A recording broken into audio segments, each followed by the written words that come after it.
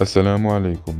وجدت سيدة ماكدة بالبيت أم ل6 أطفال نفسها مهددة ب6 أشهر حبس نافذة في قضية جزائية تتراوح عقوبتها من سنة إلى 5 سنوات حبس نافذة، وأثارت حيرة لدى هيئة المجلس نظرا لغرابة الوقائع من جهة وخطورتها من جهة أخرى. وتوبعت المتهمة بتدخل بغير صفة في الوظائف العمومية بسبب أفعال ارتكبها زوجها الحالي خلال فترة طلاقهما سابقا، حين قام بعرض على الجمهور خدمات مقابل مبالغ مالية متفاوتة على مواقع واتكنيس ومواقع التواصل الاجتماعي فيسبوك، مستعملا أرقاما هاتفية تخص شرائح باسم طليقته وقتها وزوجته الحالية.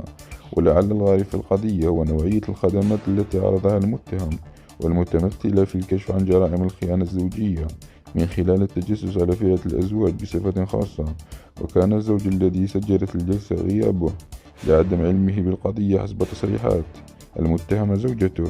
يوهم الجمهور المتلقي للخدمة المعروضة أنه محقق مختص في هذا المجال، ولديه تقنيات عالية ومتطورة يستعملها لكشف عن جريمة الخيانة الزوجية، وهذا من خلال ترصد حركة الأزواج وتتبع مكالماتهم الواردة والخارجة في هواتفهم.